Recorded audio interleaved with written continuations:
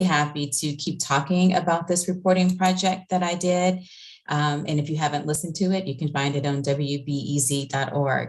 I want to spend a little bit of time talking about why I did this project. So in late 2020, all these years with COVID start to blend together. I received an email from our managing editor saying that there was a new fellowship, the Richard C. Longworth Media Fellowship. Richard Longworth was a correspondent for the Tribune for many years, and he was starting this fellowship through the Pulitzer Center for Midwest journalists to report on international issues. There's been a lot of foreign correspondents who've been cut as the media landscape has changed. And so this was an opportunity for journalists to pitch an idea that they wanted, along with support from the Chicago Council on Global Affairs and the Clinton Family Foundation. And I thought, I think I want to go to Finland. I don't remember when I first heard about their open prison system, but I have been paying attention to abolitionists in Chicago and what they have been calling for with prisons. Now, to be clear, open prisons are not what abolitionists are asking for, but I am intrigued at Chicago being the epicenter for a lot of the discussion around how to do things differently and how to have radical imagination. And we know that a lot of the Nordic countries do things better than we do in the United States, but I thought it would be worthwhile to take a deep dive and go there. So I went in August and spent a couple of weeks there. I visited 3 prisons, 2 in a town called Hämeenlinna, which is about an hour and a half from Helsinki, the capital. I visited a men's prison and a women's prison. And the 3rd open prison that I went to was in Suomenlinna, which is in an island, and it's also a UNESCO World Heritage Site. So an open prison really means that people can leave to go to work and to go to school. One of the questions that I asked early on was, are there any books that are banned? Because we know so many books are banned here in prisons in the United States. I've learned that my book on the Blackstone Rangers is banned in Illinois as well as other prisons. And I was looked at like, what are you talking about? Why would we ban books? So the idea is that you're doing something productive. The buildings physically look like youth hostels. They tended to be on farms, and 1/3 of prisons in Finland are open. What was really unique about the prison system is that it's developed by researchers, not politicians. One prison director told me, oh God, no, politicians are not involved at all in how we do prisons. And decades ago, Finland had a prison system that wasn't different from a lot of prisons that we see around the world, where punishment was key. There is a prison museum in that town, Hämeenlinna, that I got to visit. And, it looked like how we might expect a prison to look. And the research showed that that does not rehabilitate people. So they came up with this open prison concept, and it's been growing, especially since the 1970s. And I would say a couple of things that really stood out to me was the number one question that I had been asked when I have come back was, are open prisons for nonviolent offenders? And that is how we tend to think about reform in this country, is violent versus nonviolent.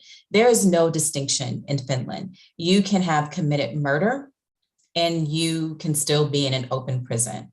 And life in prison does not mean a life sentence. It is 12 years.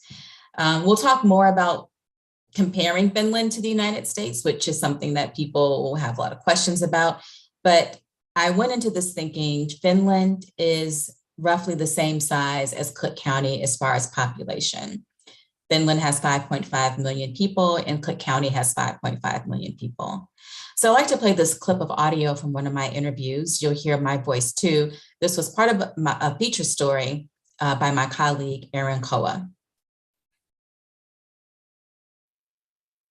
It was said that maybe one day there won't be prison anymore in this island. We never know. Maybe one day these ministries of justice and education and culture, they don't want prison here anymore. I never thought a prison director would tell me this is a possibility that maybe one day we won't have prisons. And I was like, oh, wow, you sound a lot like some of the people here. It's a boulder up a hill. There was work before me that journalists did or reformers. There's the moment that we're in now, and then there's the future. So that was from our membership drive, and Aaron was highlighting some of my work. And that was at the prison Sommelina. And when I was there, I learned that there had been an architectural contest. And you can see some of the pictures online. They look like a summer resort, might be too strong of a word because I wouldn't say it's luxurious, but more of a campground feel.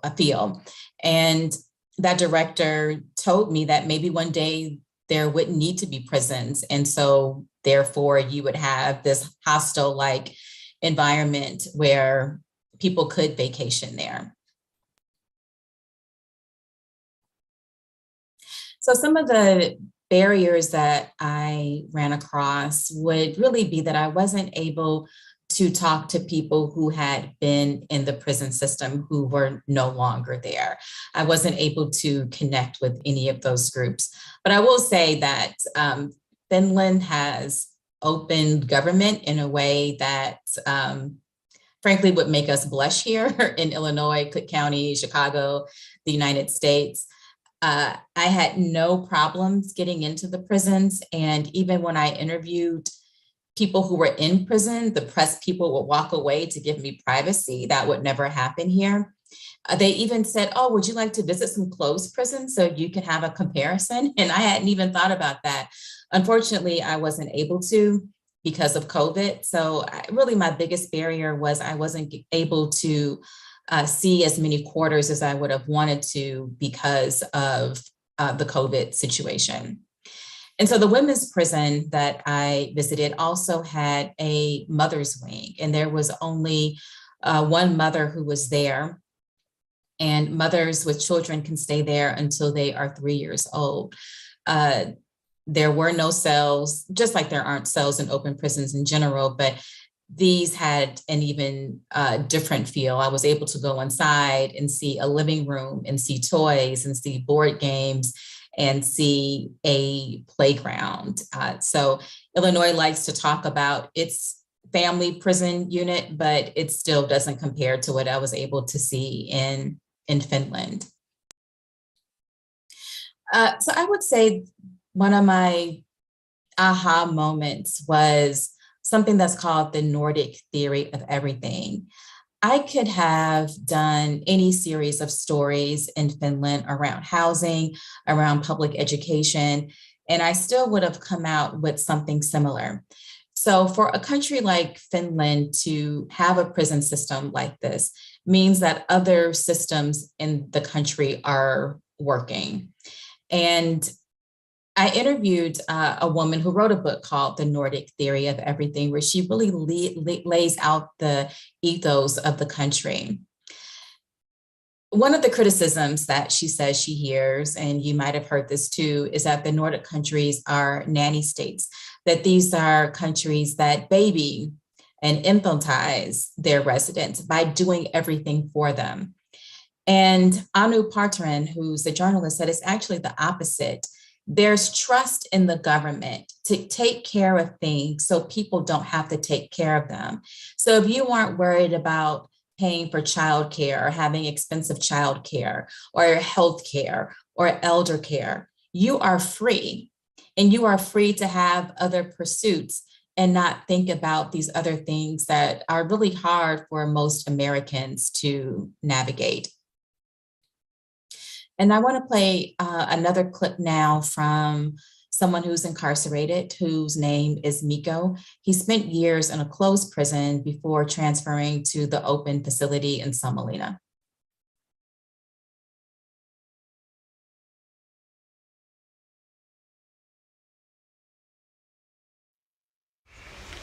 they trust us more.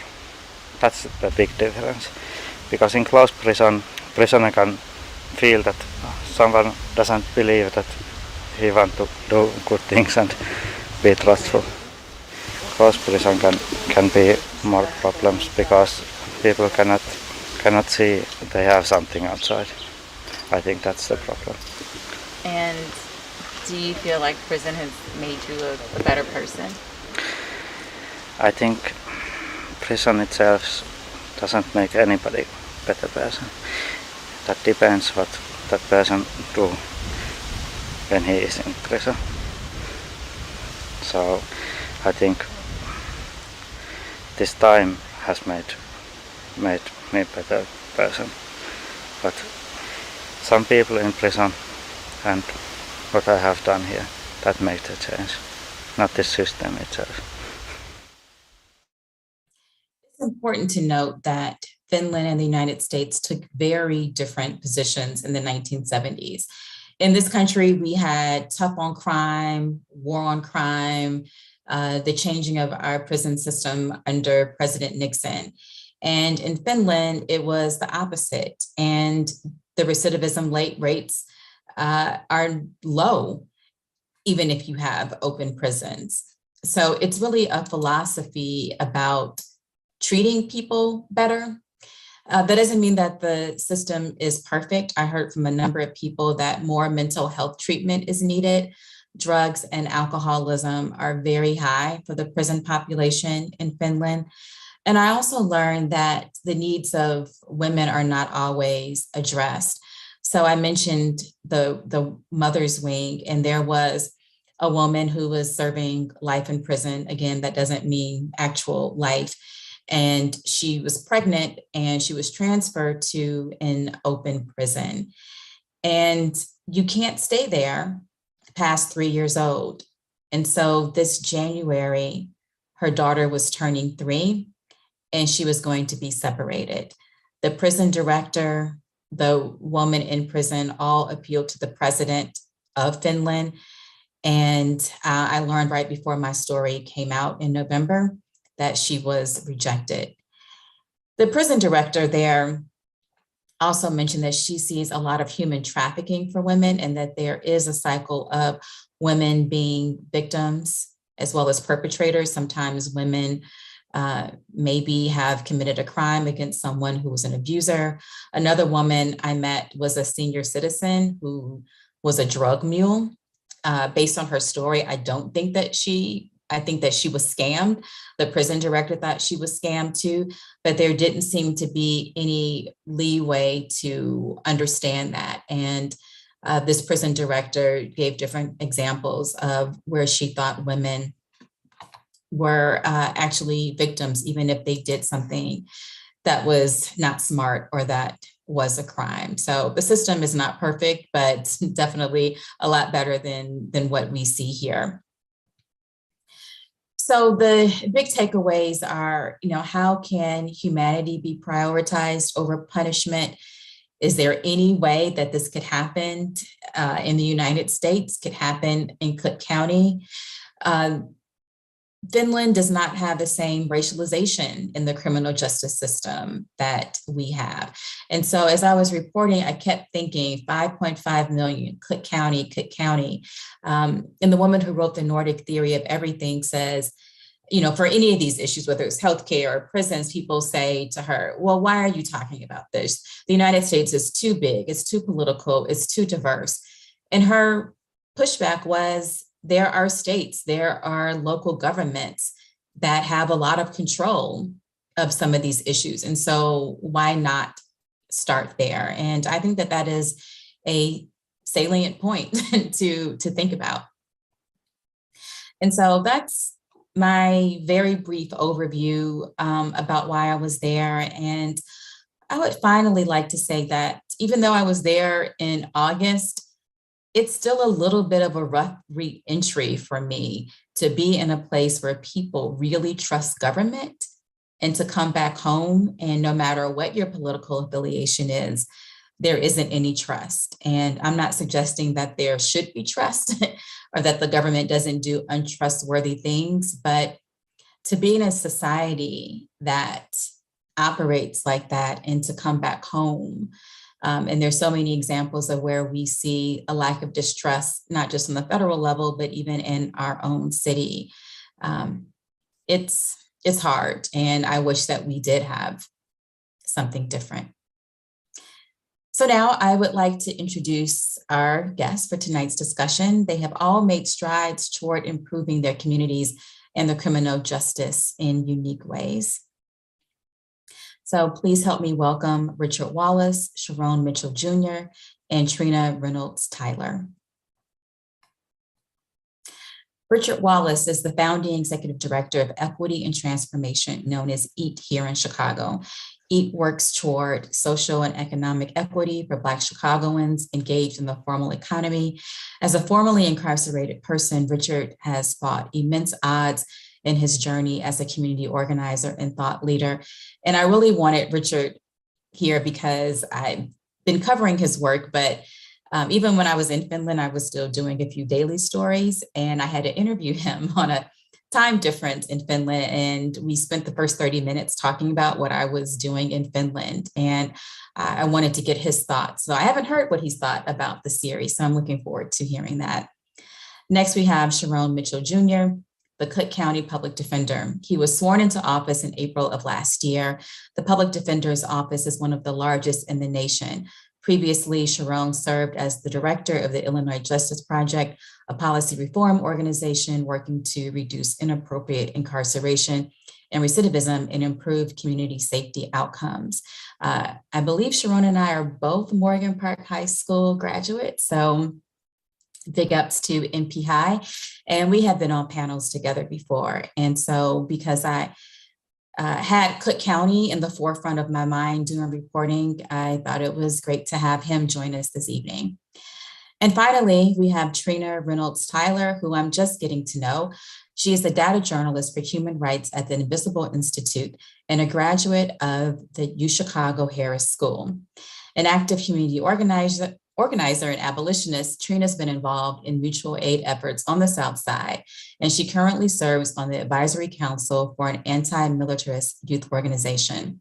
Through researching police misconduct and restorative justice, Trina's work is focused on helping Black and Brown communities create safe spaces outside of the carceral state. So thank you all for being here tonight. I first want to start off by asking each of you, what did you think of the week-long series, and what did you think about open prisons? And I'll turn it to you first, Richard. Thank you for having me, Natalie. It's good to see everybody. Most of us know each other. It's a small world here in Chicago. And so I'm excited to be here for this discussion. I was excited when you were there and you were sending me the text messages and letting me know what was going on. And then we also had our chance to do the interview. And it was hard for me to even really imagine an open prison, right? I'm like, what does it look like? Like, you know, I'm like, there's got to be a catch, right? Like, don't people just run away? You know what I mean? Like, in my mind, I'm like, couldn't they just leave? And when you told me about the living conditions, that, you know, that folks were able to leave and go to work, and folks were able to be connected with family, it wasn't like a severing of a human from everything that they know and love. I grew, more interested in both the story, and then also, like, I was curious about, I want to go to Finland and see this for myself. Some of the first things that came to mind for me were, like, what is the per capita income? What does the employment statistics look like? And then to see that, they have wraparound services, including things like childcare. It just made me believe that, I think, one, a lot of what we consider or what we demand is considered revolutionary or super radical. And these are the norms in other places, right? That we take care of the entire family, that we ensure that children are fed and nurtured, and that you have leave from labor so that you can take care of your children.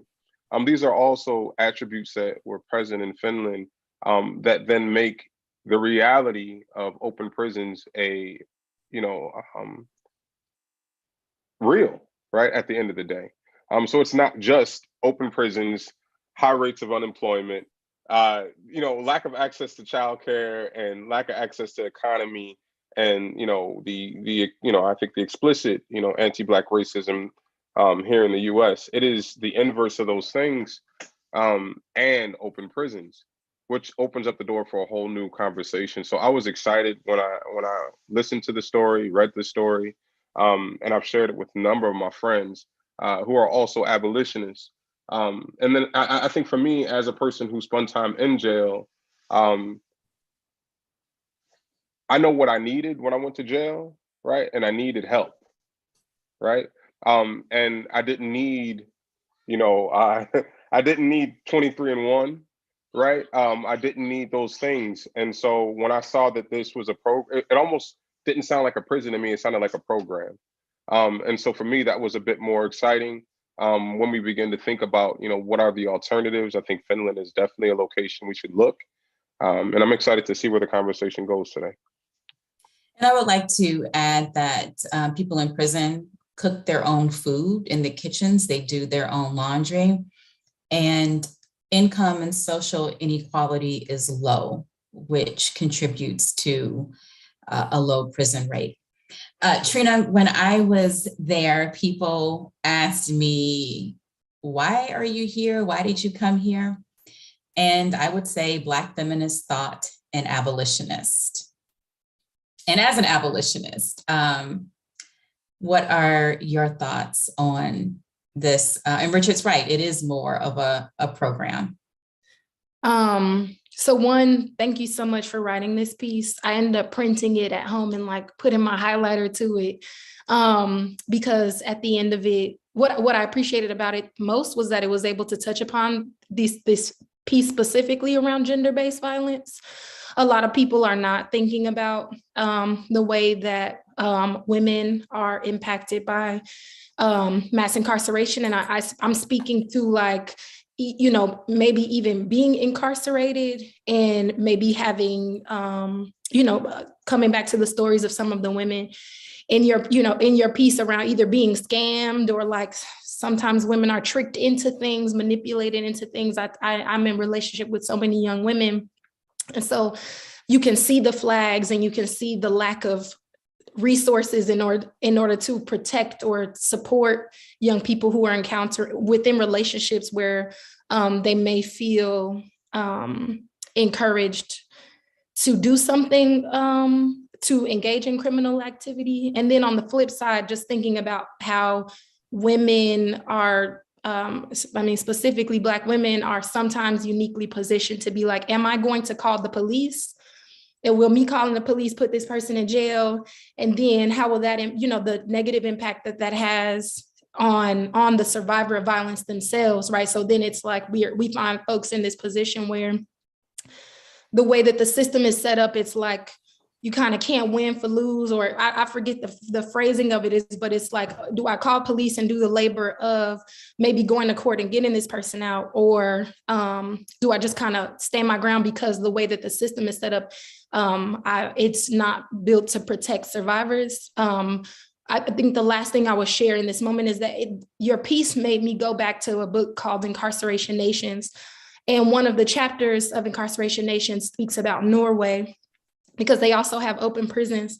And they speak to this principle of normality, which is that punishment is the restriction of liberty itself, and which mandates that no one shall serve their sentence under stricter circumstances than is required by the security of the community, right? So it's like keeping in mind that how do we keep people safe because someone maybe has done something violent, right? And also what does it mean to not further traumatize that person who is committing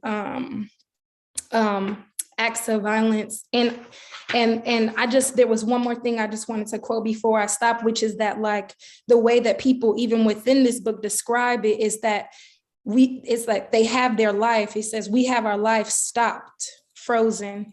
And it makes me think about how within at least the way that they're speaking about open prisons, It's just that like it really gives people an opportunity to pause, because when you're going through the data, your daily life, and you're encountering stresses, you're struggling with substance use disorder, right? Like what can it look like for you to take a pause in order to gain access to treatment? And the people in Norway, they have access to the same treatments that citizens have access to, right? And so it's like, as if this kind of infrastructure of care exists inside or outside of the prison, right? There is more space and opportunity to prevent crimes from happening in the first place and to support survivors of violence. One of the scholars who I talked to also edited a book that University of Chicago Press published called Crime and Justice in Scandinavia, and talks about the other Nordic countries. And the open prisons give inmates contact with the outside world. And the point is also to help them transition back into society. And speaking of liberty, he said that the punishment of taking someone's liberty was punishment enough. I also wanted to talk about you do mutual aid, and that's not the term that they use, but the scholar illustrated the difference between neighborhood watch programs in the US versus Finland. So here, the emphasis is on surveillance and reporting suspicious activities, and the Nordic emphasis is on joint neighborhood activities and mutual assistance. Sharon.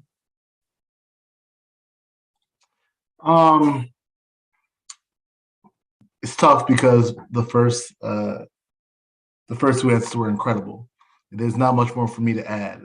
I will just add, it's funny, I think it's extreme sadness. Extreme sadness. I think that to think that there are places on this very same earth that are so less cruel from the way we treat our own people. I think Richard brought up a great point that sometimes folks who talk like us are seen as radical and exotic and are pie in the sky. This is wild and crazy stuff, right? This can't possibly happen, right? But there are people who share this very same planet that may not be doing it perfectly, but are doing it with such less cruelty. And to think about where we're at now, given the size of our incarcerative state, given the fact that, there are over 600,000 people with a felony in the state of Illinois, that if you put all the people in jail and prison and on probation, it'd be the second largest city in the state of Illinois. Given the fact that there is real political value in that cruelty of incarceration. It seems so far away. But for me, there is a little bit of hope, because there are people that are fighting to remove this cruelty. And when you have pieces like this, they can't be dismissed as radical. They can't be dismissed as people who just don't understand how the way the world works, because there are places on this earth that are doing it better with less cruelty. That's a really good point, because this is not considered radical in Finland. And you don't have politicians who run on crime the way that they do here. And speaking of that, we have a question for the panel from Philip Beverly, who is watching on YouTube, who asks, how is real prison reform possible when so many politicians run on law and order platforms that prioritize punishment over rehabilitation? I think it's very difficult, but I think that we need to be realistic about how the status quo has failed to keep us safe. That right now we live in a society that pays billions and billions and billions of dollars for unusual cruelty, and the byproduct of that spending has been complete and utter failure in the lens of reducing harm. So when I hear people are running on crime and running on law and order, let's be clear that they are not having a serious conversation about how their approach works, because they are doubling down on things that don't work if your goal and our shared goal is actual peace and actual communities that are thriving. Now, I will say that there are people that are not running on that are running on the cruelty, that may not share our hope that we live in communities that are safe and free, that maybe they're hoping that we live in divided communities where there is profit in punishment.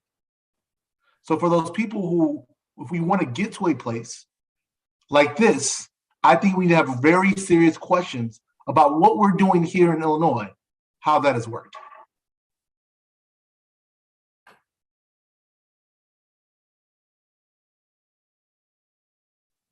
Richard, Trina, you want to weigh in on that? I'll weigh. I mean, I'll definitely will weigh in there. Trina, do you want to go? I'll let you go first, or you can go first. I know you got the data, so hit me with the numbers. No, go ahead. Okay. All right. So, I mean, I think for me, I feel like, incarceration has never worked. Since its inception, it's been, for me, I feel like it's been a means in my research, it's been a means to extract, labor value from Black bodies, right? The moment we come home as an incarcerated person, we the value of our labor drops dramatically. It has been a racist tool, it's been a very punishing tool. And I think for me, it's like the growth of prisons in the US is in stark contrast to the beliefs held by the folks who support prisons, right? If it is a deterrent from crime, then why has it grown tenfold since, you said in the article, since 1970, right? If it's growing, it's not deterring, right? And so it's just, I think just lifting up the contradictions plays a role in how we get to that vision of a UN, or of our country without prisons, of a world without prisons, is lifting up the contradictions. But then also kind of highlighting the fact that, and calling people out that run on fear, because essentially that's really what they're running on. It's not really that they're running on safety, they're running on fear, right? We have one of the most expensive police budgets. We have prisons all up and down. And the reality is that the safety in the community hasn't increased, right? And so they're literally running on fear. And I think that's, for me, I feel like there's something there that we have to massage, I think, as organizers and thought leaders and advocates within this movement, is like, how do we expose the contradictions in ways that make our narrative make sense? You know what I mean? Like, even though we already know it makes sense, but how do we cut through the fear in ways that produce outcomes like candidates that run on in Illinois without prisons, and run a slate of candidates like that? You know what I mean? Like, I mean, I think we have enough brilliant minds here in Chicago that have been doing organizing. And we have some great journalists that'll report on it, right? That we can begin to kind of build this, but I think that it is a strategy that is winnable long term, and I think that it can happen.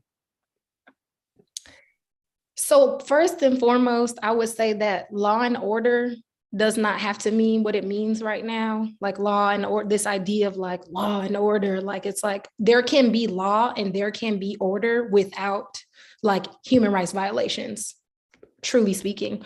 Also on the point of like people running, if I had it in me, I would definitely run for office. Lord knows that that's not going to happen anytime soon. And I know there are so many brilliant people who could run for office, but there is something about when you are an elected official, when you're in that position, I think a lot of times you're faced with, the major crisis, which is that everybody's scared. I'm scared, right? I mean, I live in a neighborhood where carjackings occur. I mean, I think more and more in Hyde Park, folks are like, oh, like we see it in our neighborhoods. Now it's like, I was just about to walk there. And it's like, that's actually been the norm for so many people in Chicago. It's been the norm for so many Southsiders and others, right, across the city, because the South Side isn't the only side of the city. But I feel it's important to really, when thinking about like the kinds of conversations we have in the future about safety, right? We have to understand that other people's well-being, our well-being is dependent on other people's well-being, right?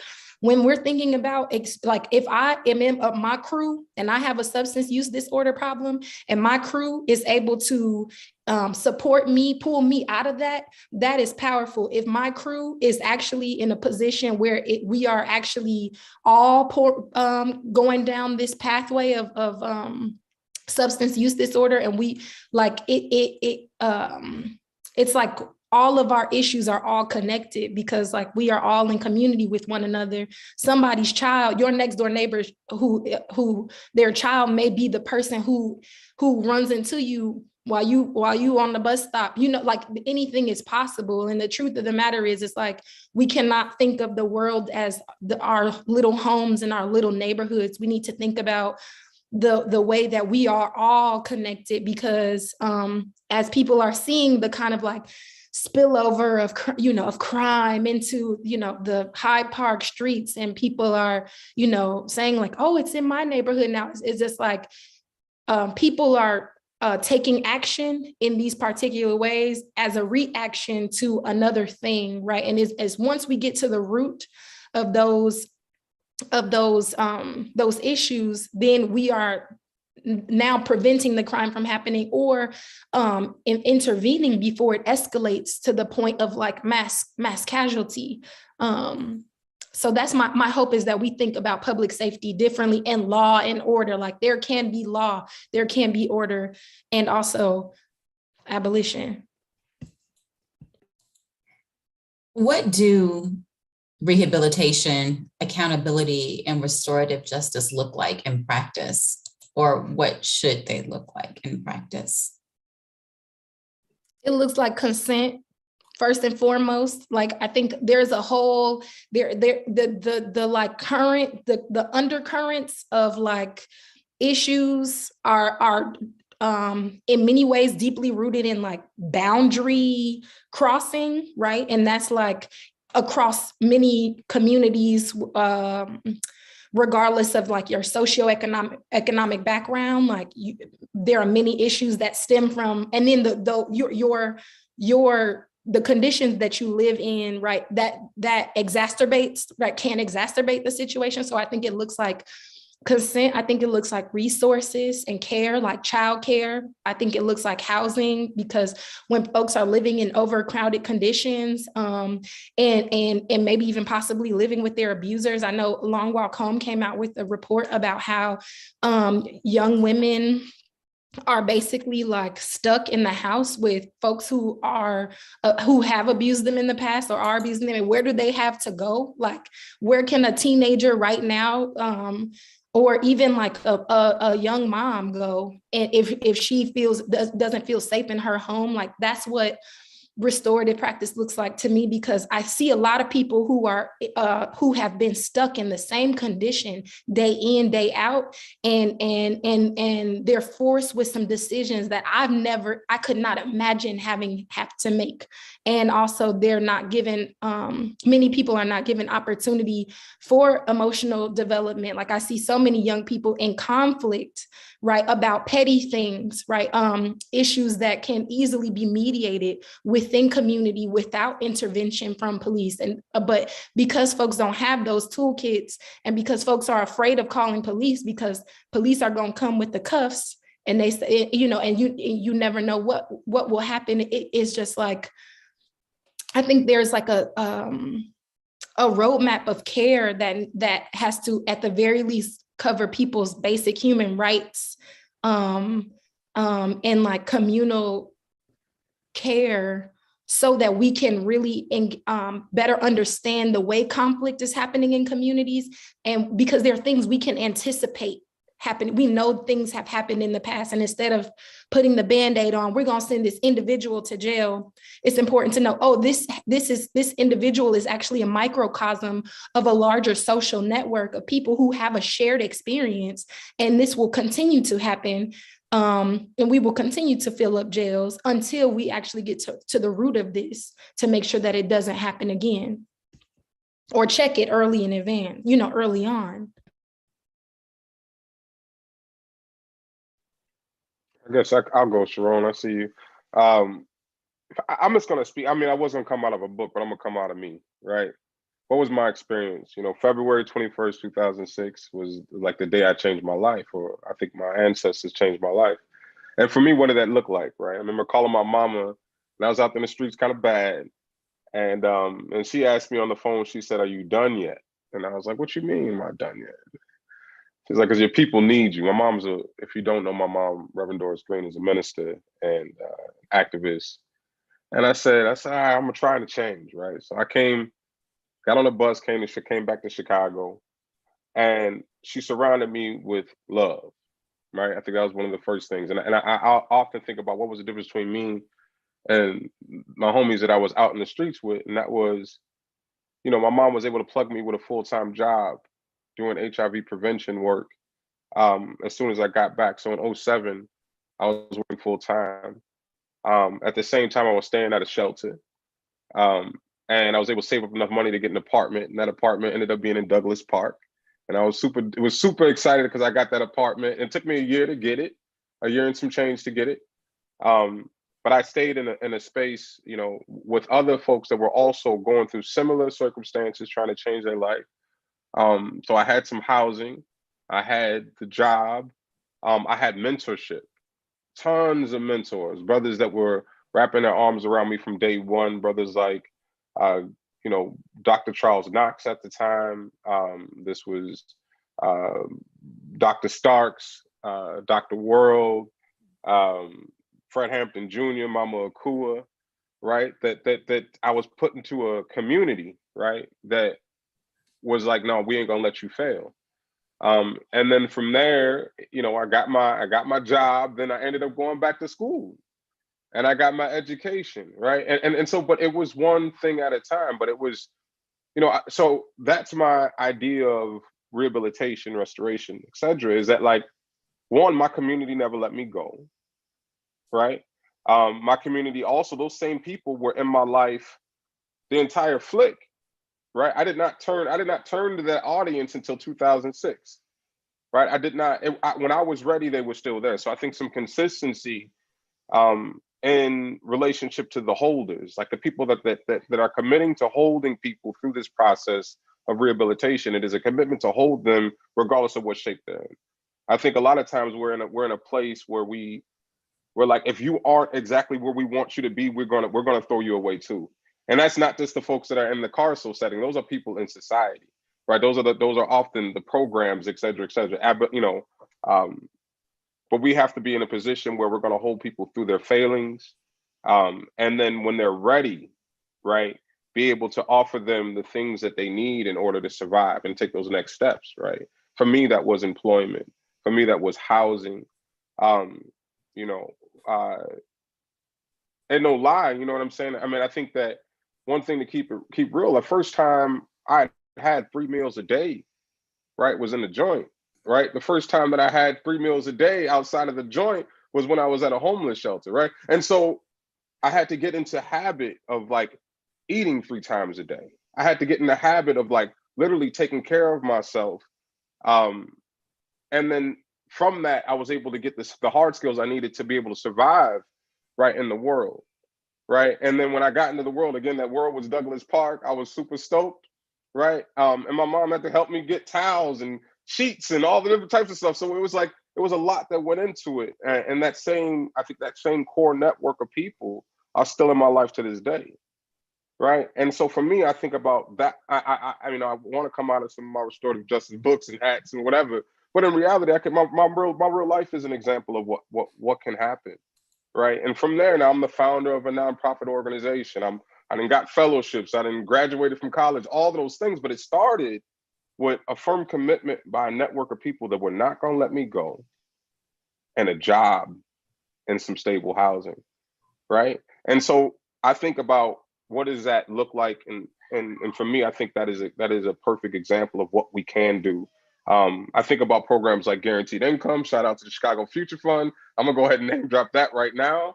And ensuring that people have access to some form of economy. I think we cannot divorce the open prison conversation from the broken economic conversation, right? Like they both go hand in hand. Like our people in West Garfield Park, our people in Inglewood, et cetera, et cetera, et cetera, where you see the spilling into the Hyde Park communities are coming from communities that are completely severed from the wage-based economy that this country is built on, right? And so we got to begin to think about why are folks making the decisions that they're making, and ultimately, in a lot of these situations, they're making these decisions to eat, right? And no pun intended, equity and transformation, whatever. But like in my mind, that's what we have to begin to think like that, and we got to begin to see crime as an indicator of a need opposed to a place for punishment.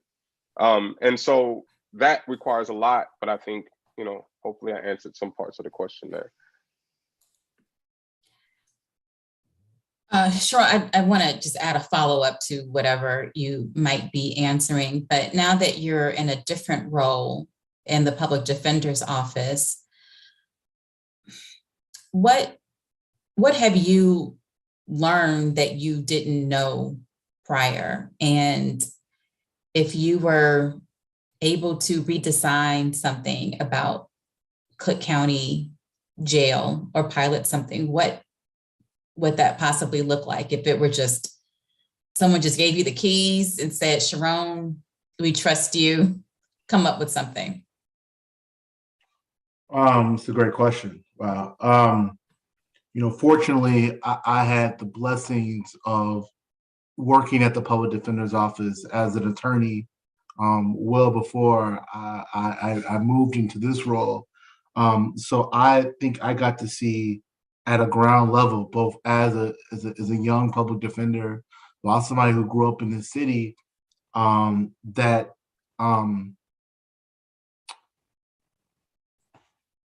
rehabilitation in the system is a joke. We don't take rehabilitation seriously in the state. There are thousands and thousands of permanent punishments to somebody's criminal record. Thousands. I was in a policy conversation with our policy group just today, and I was talking about a bill that our partners at the Fully Free campaign are running. And it's a bill whose only goal is to ensure that people with a criminal record can act as the executors to their deceased loved one's estate.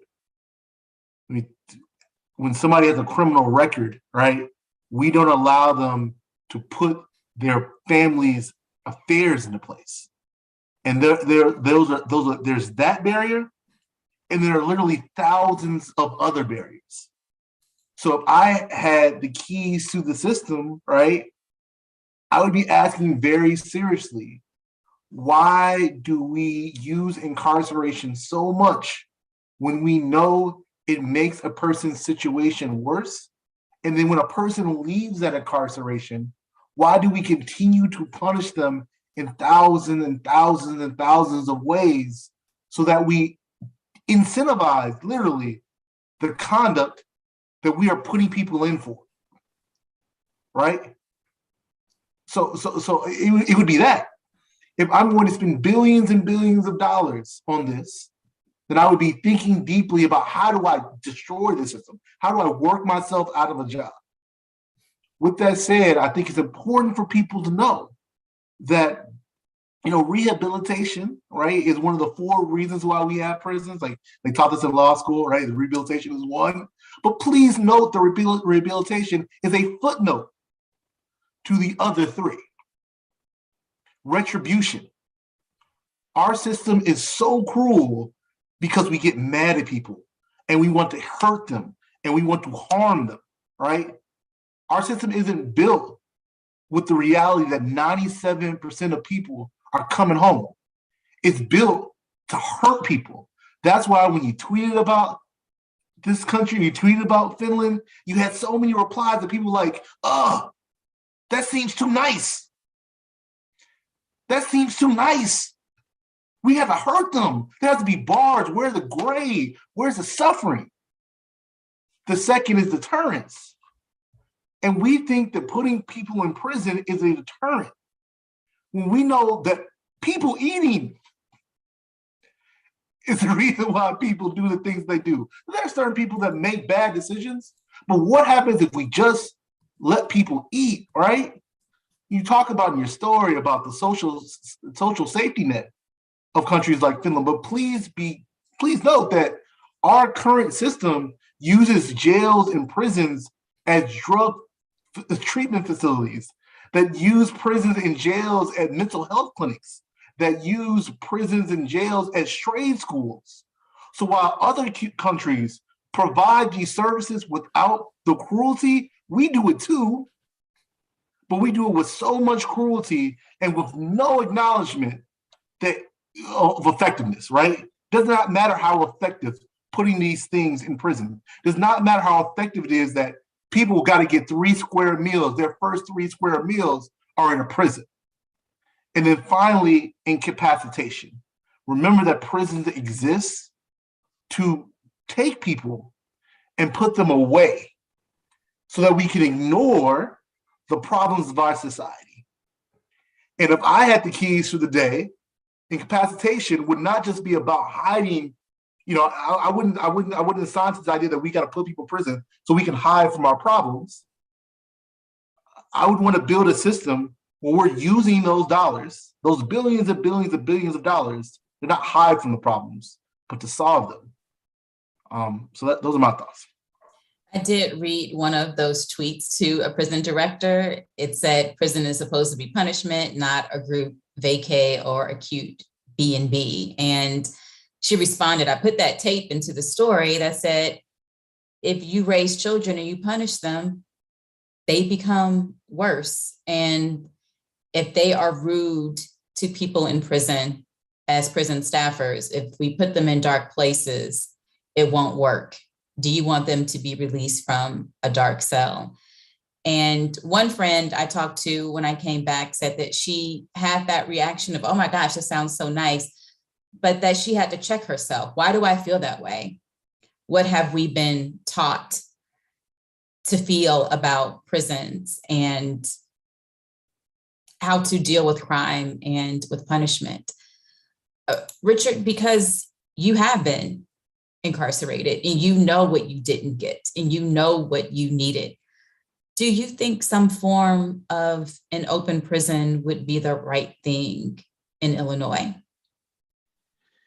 Yeah, minus the term prison, right? I think we got to abandon the terminology. That's one of the things that I noticed in the story, is that there's no realizing anew by holding on to old terminology, right? I think that calling it, there needs to be a new discussion on what we call it, right? But the humanizing folks who have made mistakes, right? And like, for me, I felt like that prison, we'll call it prison for now, was the realization or like the humanization of folks who have caused harm in real life, right? Like it was a construction, right? That I think at its core was a belief that we have to humanize folks who do harm as well, right? And so that's why you get compassionate aspects like you can be with your children. That's why you get compassionate aspects like we're going to give you trades, or we're going to, that you can leave during the day. All of that because it's, I think at the end of the day, they know that society benefits by the return of folks who are humanized, right? Opposed to the way that we do. And it's so sad when I was thinking about the tweets, that our society is so hell bent on punishment.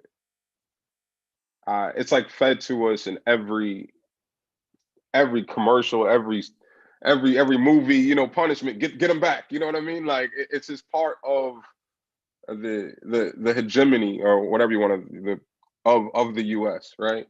And at the same time, it's actually it's hurting us long term. And so I'm just kind of caught up on that right now, and I'm just thinking like, how do we get people past punishment? And I'm not sure how.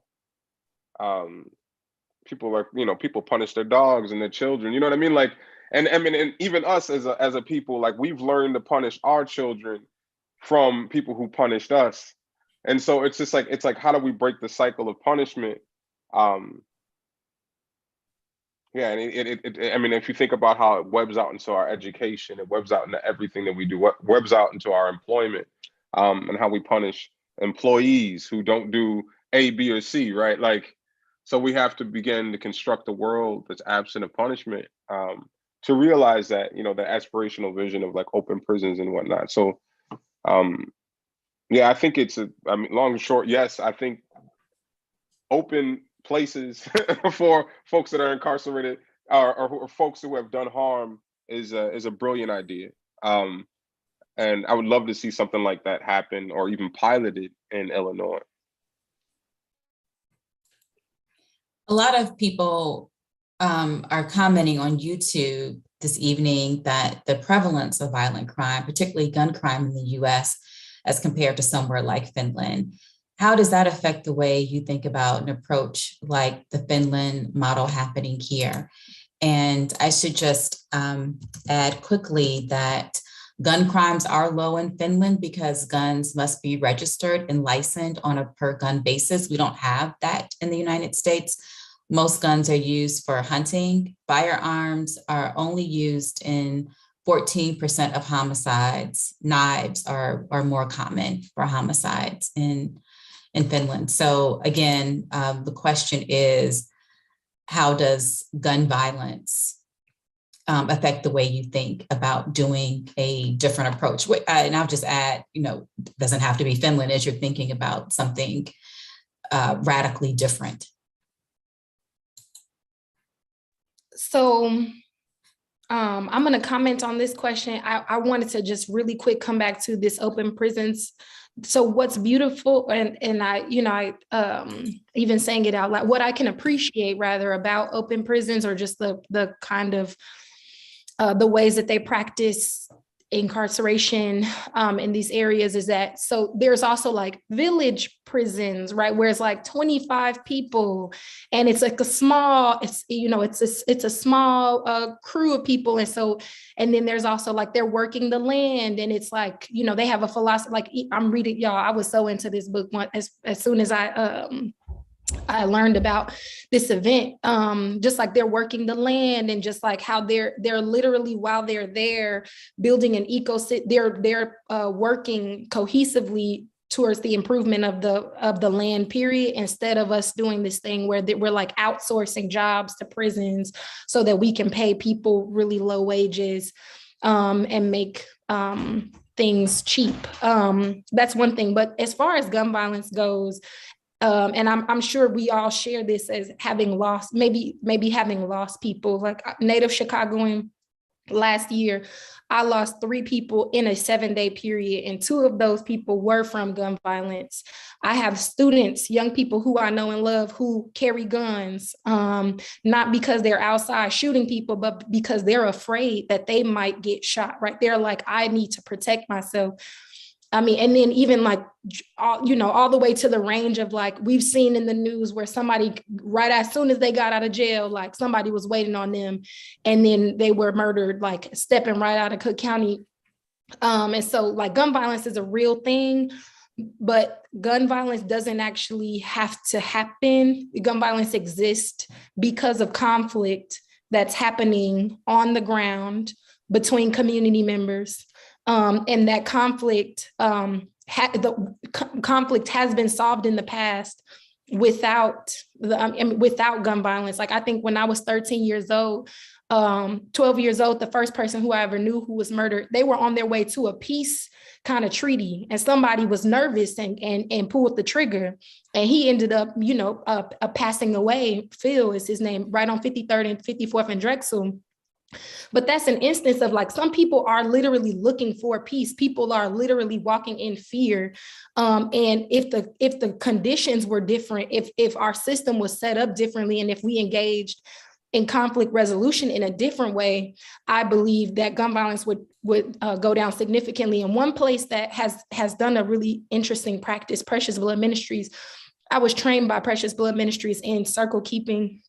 My Aura Shub, rest in peace to her. But one of the things that they did was they would actually host media circles with folks who were perpetrators of violence, like the shooter and the family, right? The family of the person who was lost, or like circles between like rival gangs, in order to literally stop the conflict. And I think I believe wholeheartedly, if we employ more means for like mediation, conflict resolution, and like instituted more support systems within like people's homes, we would not see the levels of conflict that ultimately results in gun violence. I'll go. Oh, no, Sharon, go ahead. I think it's a really good question. I think that, as we all know, gun violence is, I think it's fair to say, to me, our biggest challenge in the city. We should own that.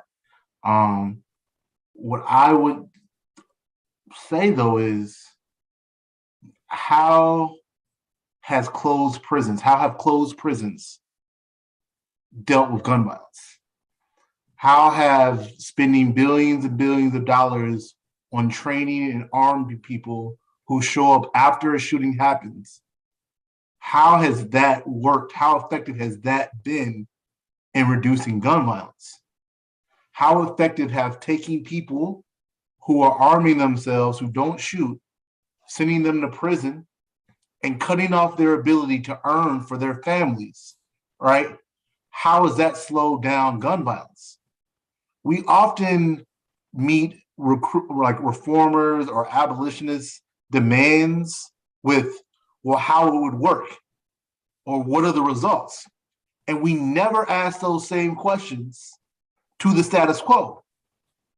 The status quo is like never means tested. Look what we do in response to the violence we see every day, and ask yourself, how effective are we at stopping that violence?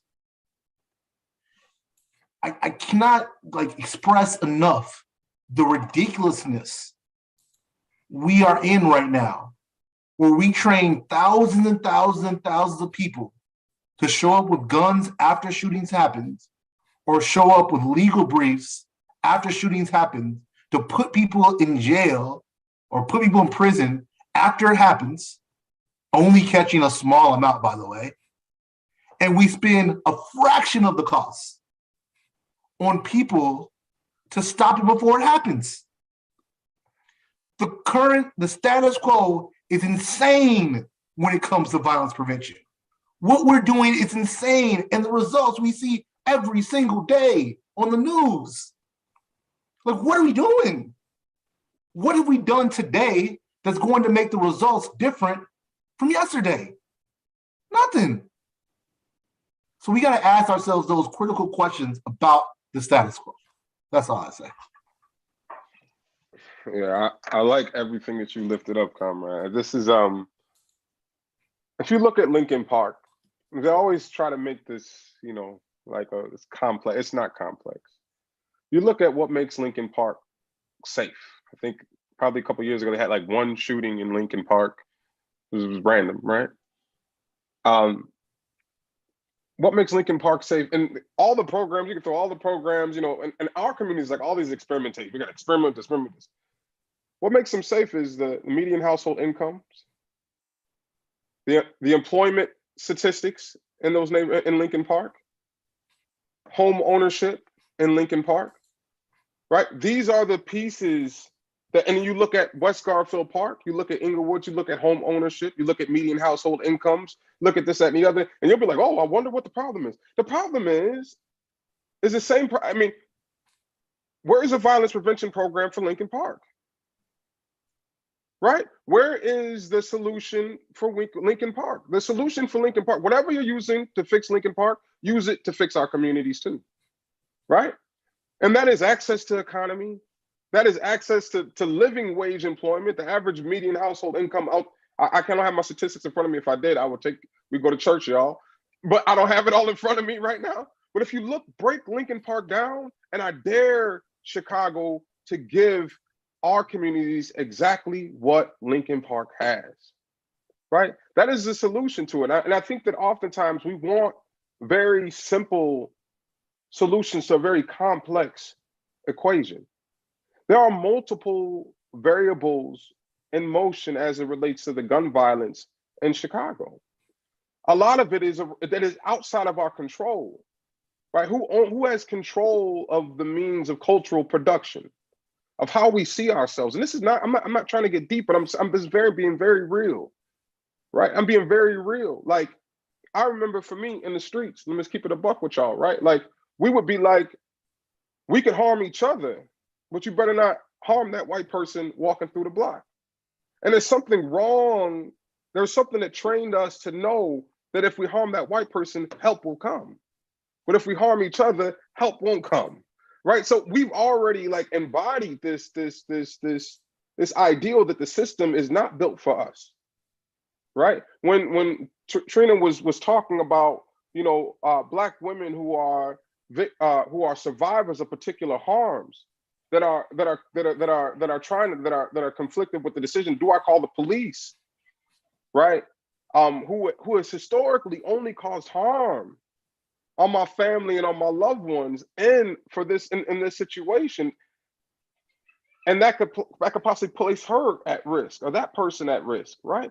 And I think that for the people that are the naysayers, it's like, you don't see the world the way that these people do, right? If we honestly believe that the solution to any of this violence is that there was someone who could come in and intervene in moments where violence was, or intercommunity violence was on the precipice of occurring, don't you think we use it, right? There isn't a solution for us currently, right? And so a lot of folks are reverting into like, I got to do it myself, whatever. But even that is being informed by something, right? That is outside of our communities, control of our communities, right? And I got to be real. It has to do with radio. That plays a major part in how I see myself, right? I'll see people that'll be critiquing what's happening on the streets, riding by bumping the soundtrack to it, right? And so we have, and even with that, we aren't in control of who. Look, I'll say this. I was also an MC in Chicago, and I might as well get into this, right? And in my time as an MC in Chicago, right, it was 2011, 12, 13, and the music industry really didn't know they hadn't commodified streams yet, right? You know what I mean? So you had this beautiful texture of Black artists, full expression, right? You have folks like Spank Rock, and you had Kid Cudi coming up during that time. It was independent. You had to put out music by yourself. There was no record labels that were really controlling the industry. And you had a diversity of Black music. So you had some trap and some drilling, but you also had like the MIAs and the, you know what I'm saying, and the Sis and the Santee Golds and the Spank Rock. You had a diversity, right? But the second it gets commodified again, they produce what it is that you can listen to. And then the shorties ultimately look at that as a pathway out, right? So we've made the Hunger Games, right, in our communities as a pathway out, a pathway to survival, right? And that's part of this as well, right? And that we ain't talking about like, yeah, we gotta, all this other stuff has to happen, right? But I promise you, there is no quick, easy solution to the gun violence in Chicago. A lot of it has to do with us having access to controlling the things that we consume. And we don't have access to control the things that we consume. And we have to gain access, right, to the things that we consume audibly, diet, right? All these things play a part in what we're seeing unfold as intra-community violence. And prisons hasn't fixed any of it. Prisons don't fix any of those things. It doesn't fix hunger, doesn't fix the food deserts, it doesn't fix, the music industry, none of that stuff, right? And so for me, it exacerbates it. Exactly, Sharon. So I'm gonna get off. That's my take. Is that it is extremely complex. There is no simple solution to it. Well, to your point about Lincoln Park, I said this earlier, but it's worth repeating in case folks weren't on live with us, that the researchers in Finland say there's strong evidence showing if there's any single factor that explains lethal violence, it's income differences and social differences.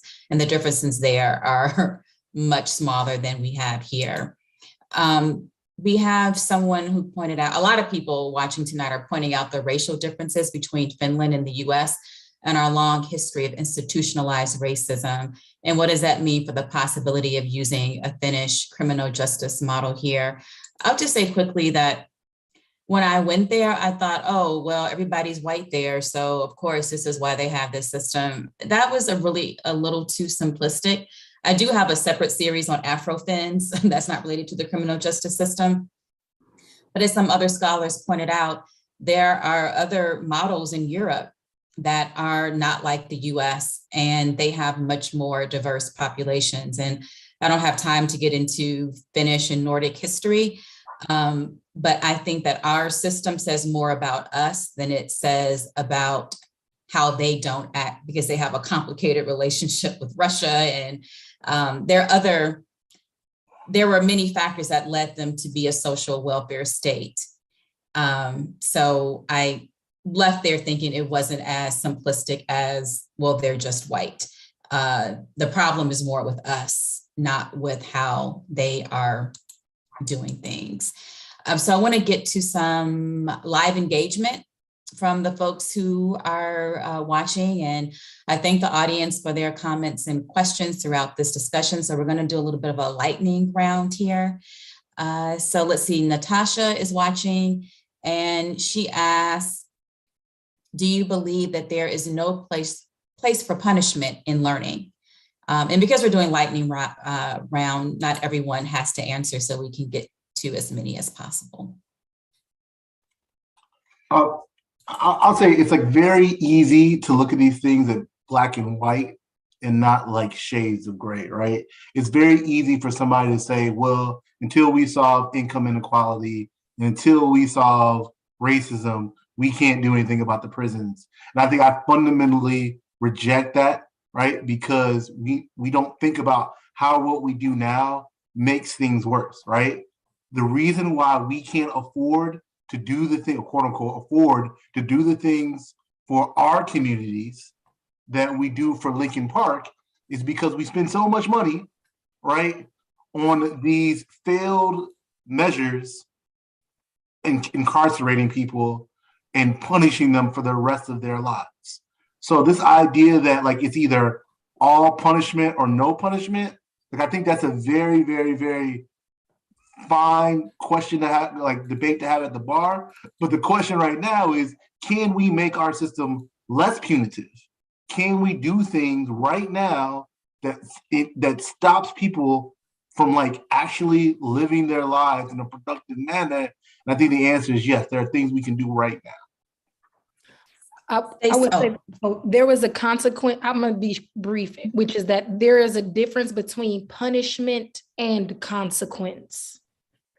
And I think we should explore that. It doesn't necessarily have to be, there's consequence. Stacy on Facebook says, we need to think about language. At a recent CAPS meeting, I heard neighbors and Chicago police officers talk about the bad guys.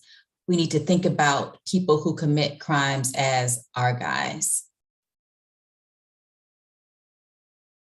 I think we also need to think about like the word, like crime is like really problematic for me because like retail theft is crime, right? But wage stuff really isn't crime, right?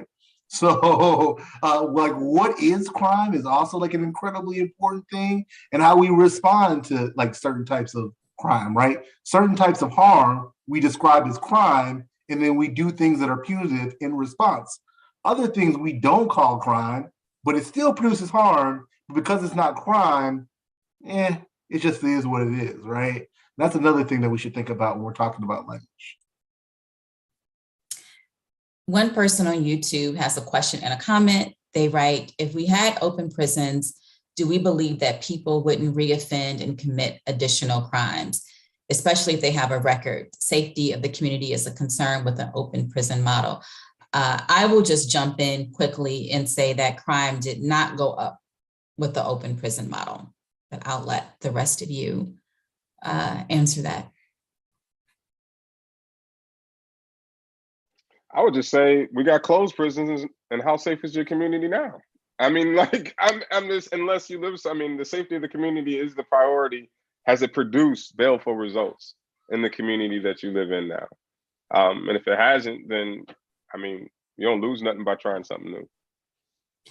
Now let's take a look at some of our viewer responses to the questions we asked in our Google form. If you haven't gotten a chance, check out the questions by following the link pinned to the top of the comment section.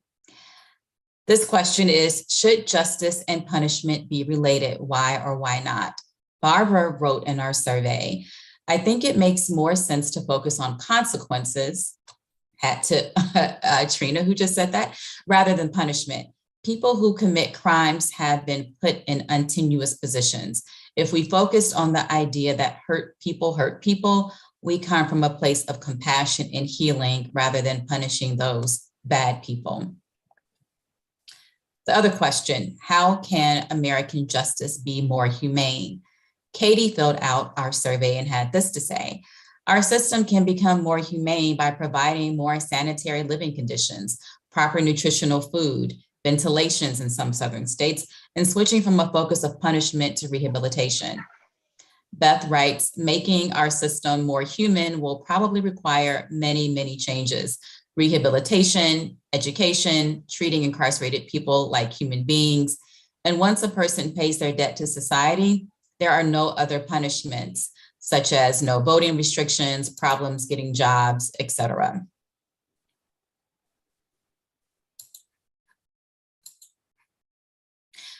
Another question, what should the consequences for crime be? Or what should be the consequences for crime?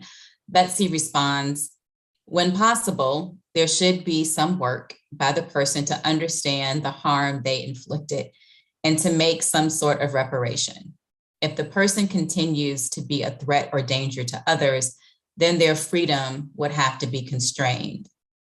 Megan writes, the victims of the crime and or the community affected by the crime should decide what the consequences are, guided by the primary objective of repairing the harm done and preventing future harm.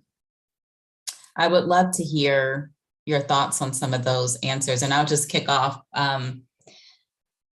When Bill Cosby was convicted, there was Aisha Simmons, who did a documentary called Know About Rape, said that instead of Bill Cosby going to prison, he should have to have therapy with a Black feminist and donate his money to gender causes that are against gender-based violence, because prisons are a violent place and a prison is not going to rehabilitate him. So just thought I'd drop that there.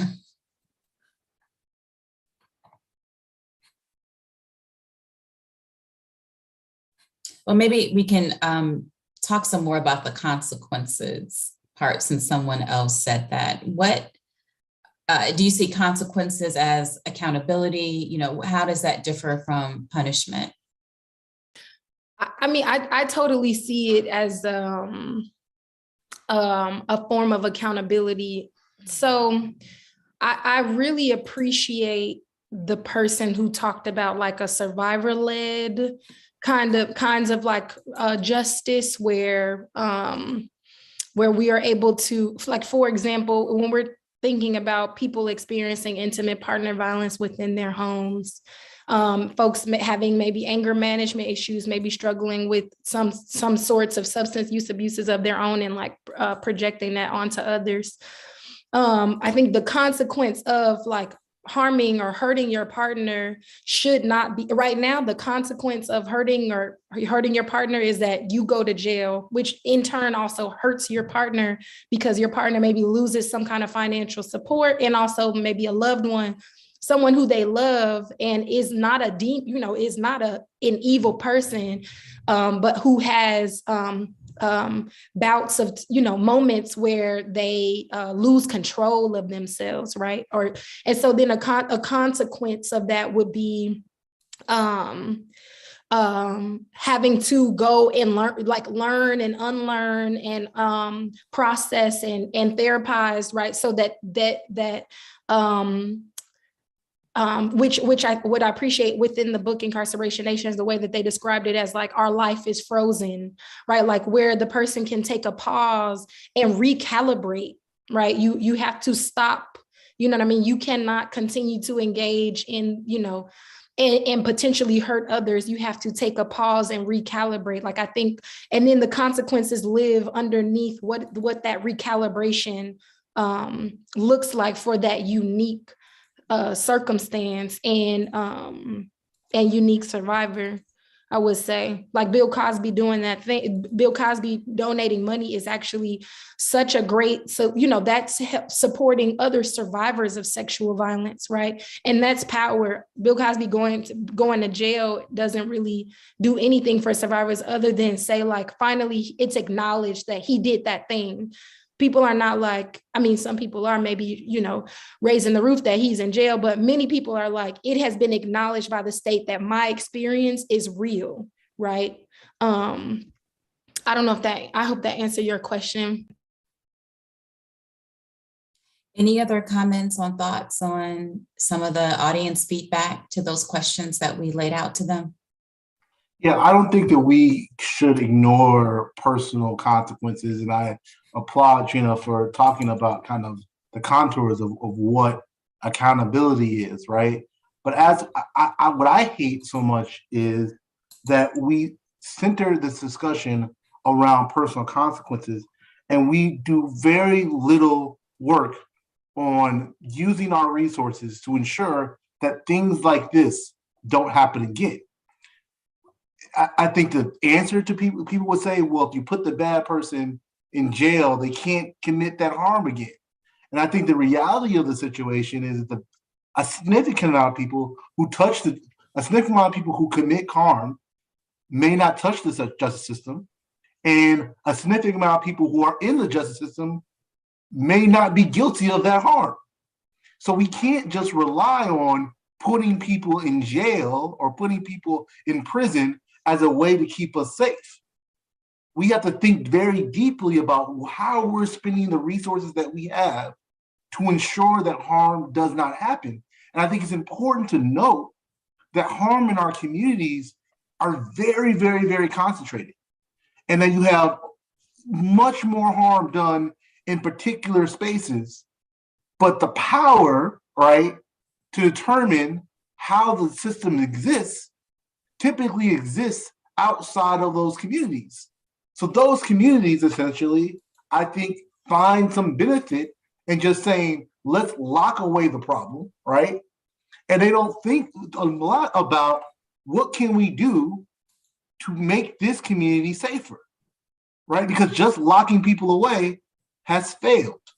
So I think we need to think very deeply about how we can spend our limited resources to make all of our communities safer, not just lock away people so that other folks feel safe, right, in the way they live.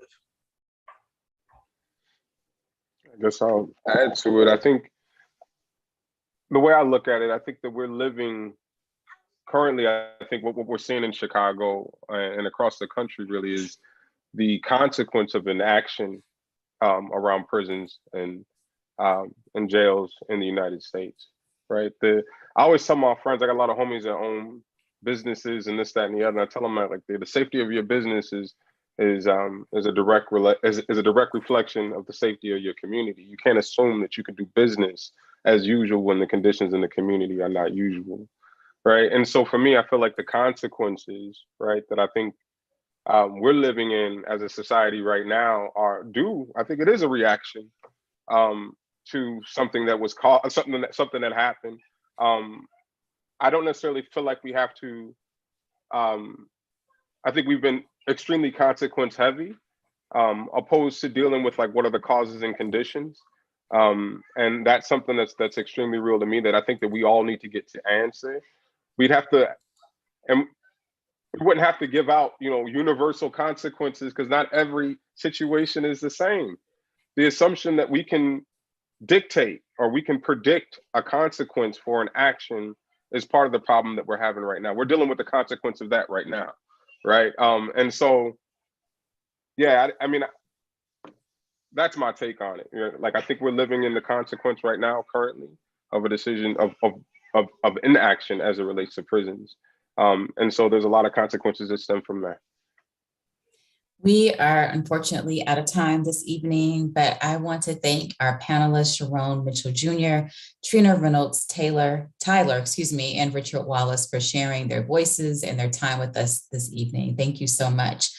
Also, thank you to our partners at the U Chicago Harris School of Public Policy and the Center for Effective Government. And of course, we want to thank all of you who have tuned into this conversation. We encourage you to provide feedback in our post-event survey, which is linked in the comments section. You can stay connected with WBEZ through our app and follow our coverage of race, class, and communities at WBEZ.org. If you haven't got a chance to listen to the week-long Finland series, please take a listen and email me. I would love to hear your thoughts. You can also find more events by visiting WBEZ.org/events. Good night, and thank you, everyone.